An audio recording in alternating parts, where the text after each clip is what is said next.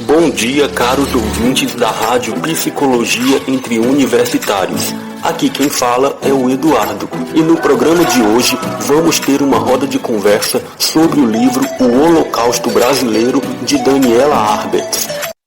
Bom dia, comunidade Psi. Aqui quem fala é a Ana Clara e gostaria de ressaltar que nossa roda de conversa hoje irá focar nos capítulos 1 e 2, sendo que a roda de conversa será dividida em duas partes.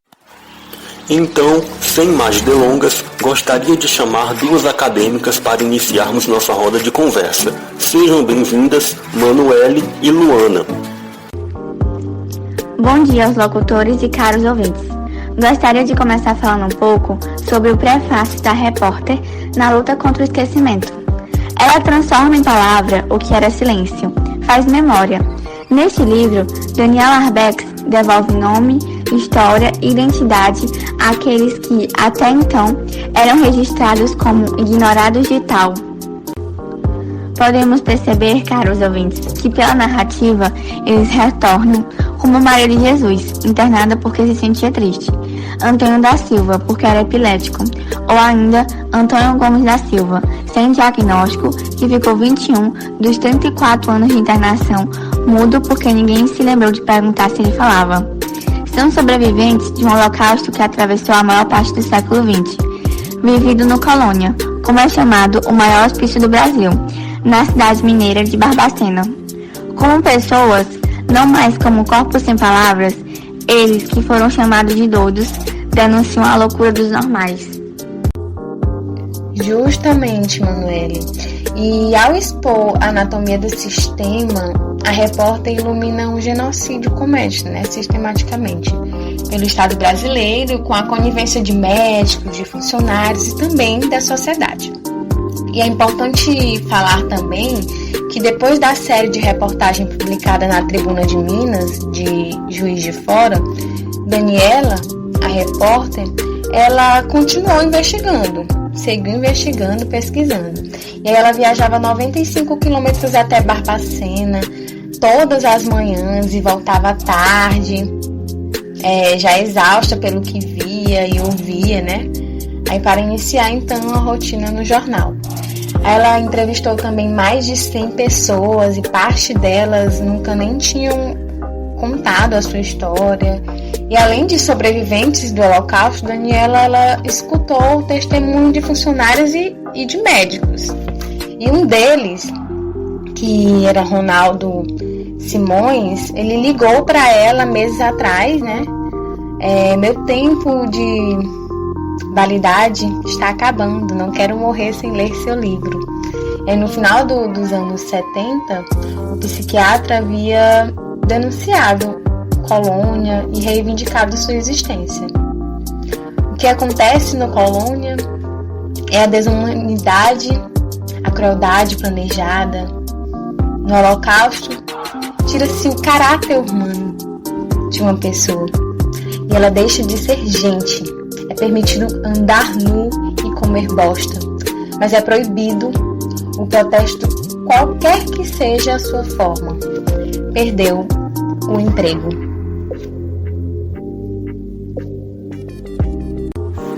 Gratidão, meninas, por terem aberto o programa com essas informações. Agora vamos ter a participação da Isabel na direção do momento musical.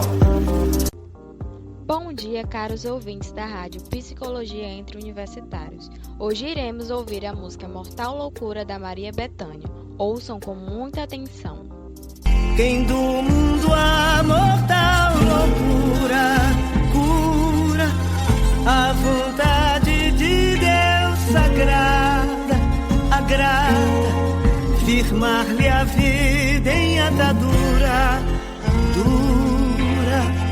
Ó voz zelosa que dobrada, brada, já sei que a flor da formosura, usura, será no fim dessa jornada, nada.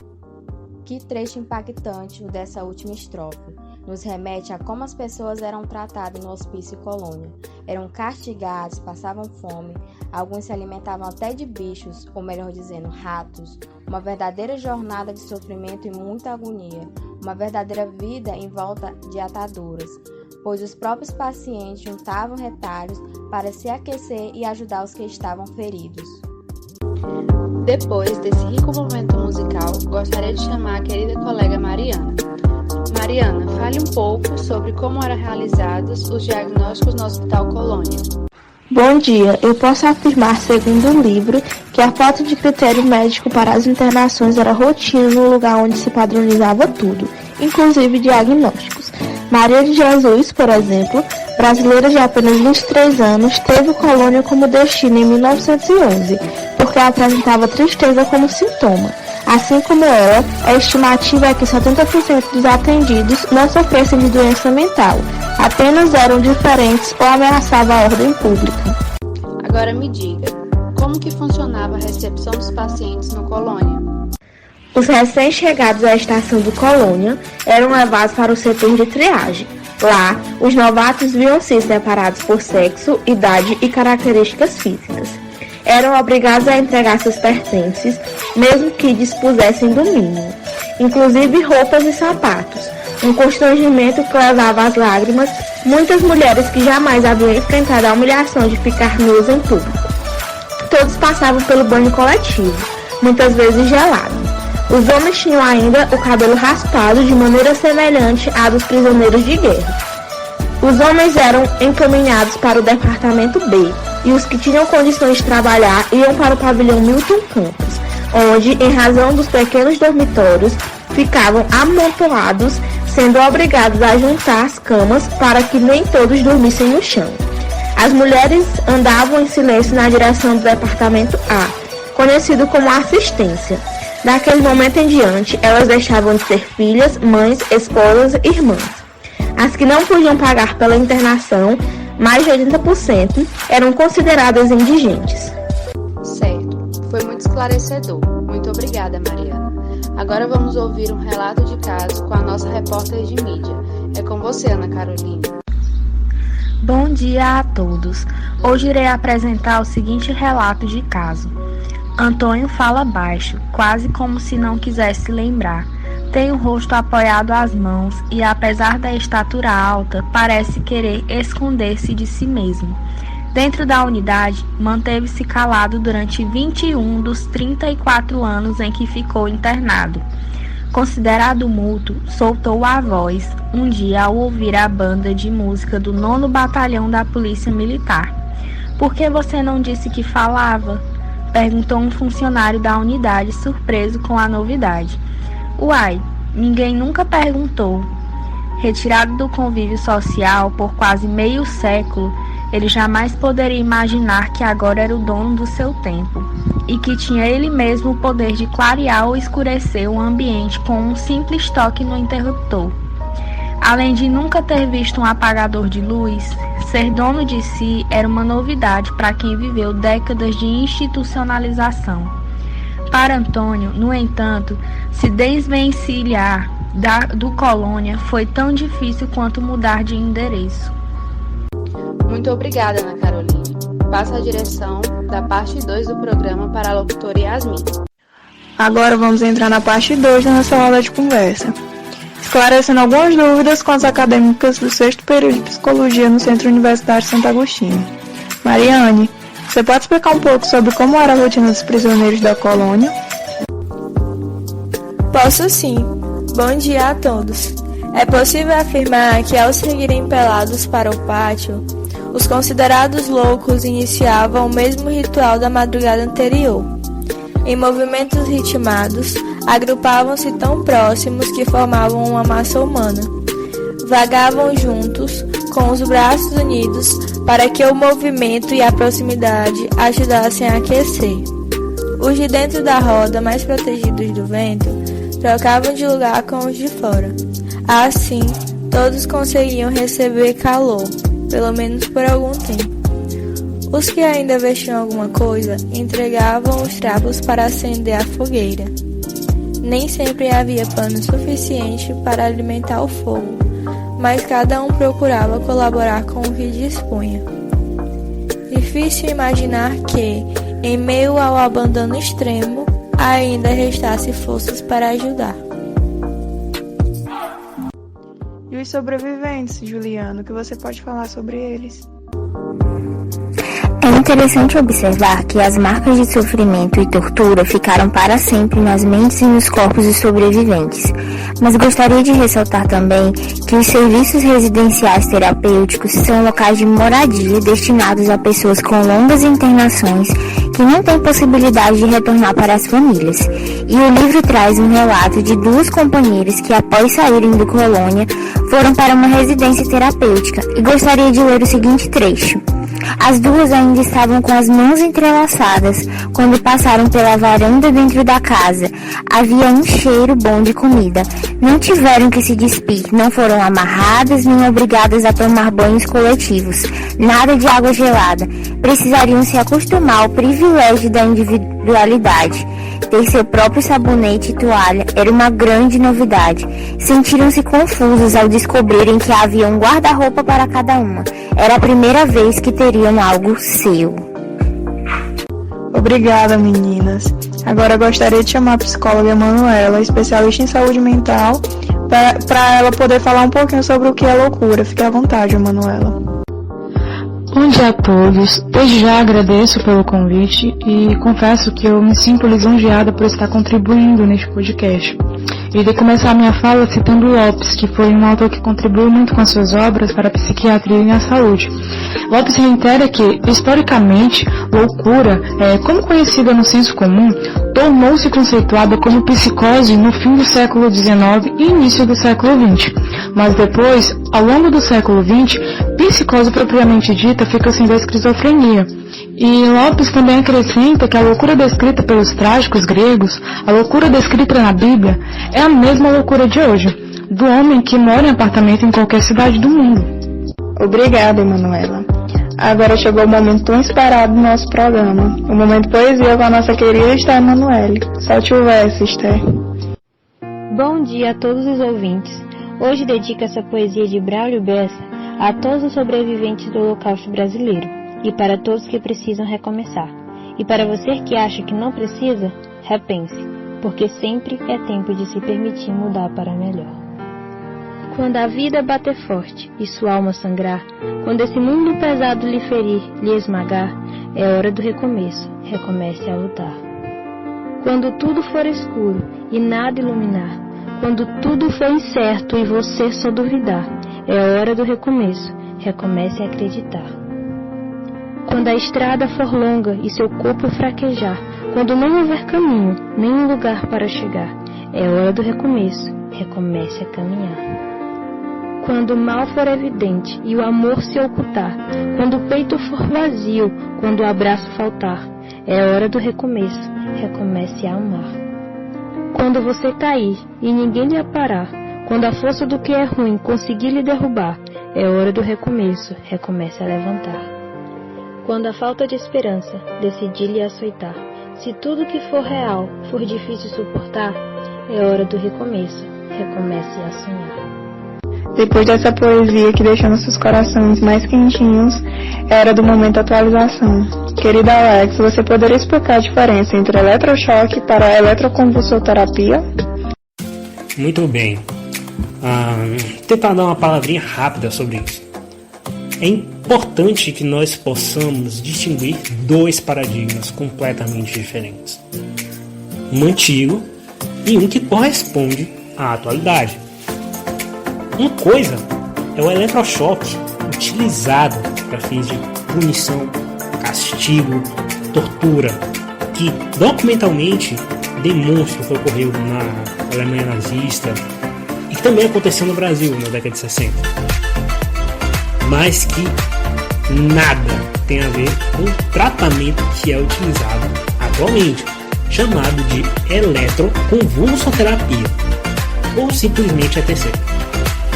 Antigamente, não se usava anestesia e nem relaxamento muscular, assim era muito forte, muito agressivo. Nós podemos ver isso bem em filmes, em obras diversas, como Chopin, inclusive muito associado pessoalmente para mim aquele tipo de pena de morte na cadeira elétrica. Mas, enfim. Mas atualmente a coisa é outra. Tá? A ETC foi utilizada inicialmente em quadros graves de esquizofrenia, sendo que mais tarde, e sendo honesto, atualmente, ela se mostrou extremamente útil no tratamento de transtornos afetivos, em especial na depressão resistente ao tratamento, certo? Quando o tratamento medicamentoso, por assim dizer, padrão, deixa de ser eficaz, os dados demonstram que a técnica ETC ela é muito eficiente. E sim, impressionem com esses dados, tá? Que eu vou dizer para vocês. Mais do que 80% dos pacientes com depressão melhoram consideravelmente o quadro depressivo com o uso da ETC. 80%. Sabem o que é isso? Essa taxa de sucesso é uma coisa que nós não podemos assegurar com psicoterapia e com nenhum outro medicamento, certo? Nós trabalhamos com medicamentos, é claro, e com a psicoterapia são ferramentas muito importantes para a melhoria da pessoa, são os tratamentos mais utilizados, certo? O caso do ETC, ele é para última instância, certo? Mas esses dados, eles são muito chocantes, certo? A taxa de melhora de sucesso que ele causa é muito, alta. Entretanto, o que mais impressiona é que a ETC, aliás, ECT, tá? Eu acho que eu estava falando ETC até agora, mas é ECT, eletroconvulsoterapia. A ECT, ela melhora até 60% dos pacientes que não responderam ao uso de vários medicamentos combinados ou não com a psicoterapia. 60%. Isso é muito impressionante. A eficácia dessa técnica, né? Para a aplicação da ECT, nós seguimos alguns passos. É primeiro feita uma avaliação clínica prévia, muito cuidadosa, claro, né? E aí vai incluir exames clínicos, imagens laboratoriais, né? Também temos a indução de anestesia, ou seja, aqui entra um ponto, a ECT não dói para o paciente, né? Então, também temos o uso de relaxantes musculares. A ECT, diferente do que se pensa, ela não causa nenhum dano cerebral, ou seja, ela não queima neurônios. E na realidade, o seu efeito ele é bem o contrário. Ele pode prevenir alterações no funcionamento e na estrutura do cérebro que, sabidamente, ocorrem no estado depressivo que é crônico, né? Já que certas partes do cérebro elas deixam de ser utilizadas, né? Que acarreta na morte neuronal. Então, a aplicação da eletrochoque ela pode ser feita com um paciente internado ou até no ambulatório, né? Nesse caso, olha que interessante, ele pode vir de casa, receber o tratamento e voltar para casa. O preparo ele vai incluir, certo, né? Um jejum durante a noite anterior, que é um procedimento padrão para casos em que você vai fazer uso da anestesia para diversas outras situações, né? Então, ele faz o jejum e aí quando ele chega às 7 horas da manhã, ele é recebido no hospital por uma equipe de enfermeiros, psicólogos, né? Depois a pessoa é conduzida para a sala onde ela recebe anestesia, recebe o relaxante muscular, oxigenação, tem os monitores cardíacos, cerebrais, de pressão arterial, enfim.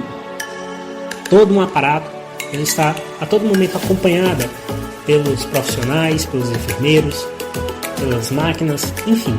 É tudo assistido ali, né? A pessoa está segura, né? Só então é aplicado o estímulo, muito breve, através de 2 eletrodos que são colocados na têmpora, e aí que é suficiente para induzir a convulsão. que é vista apenas no monitor do eletroencefalograma. Durante todo o procedimento, que demora em média em 30 minutos, o paciente irá acompanhado por um médico anestesista e por um psiquiatra. Depois que volta da anestesia, se ele estiver bem orientado, toma um café da manhã e volta para casa. Esse é o estado atual da técnica da ECT. Uau, gente, que episódio foi esse, hein? Fiquei até sem palavras. Muito obrigada a todos que nos acompanharam até aqui. Um lindo dia a todos e até o próximo episódio.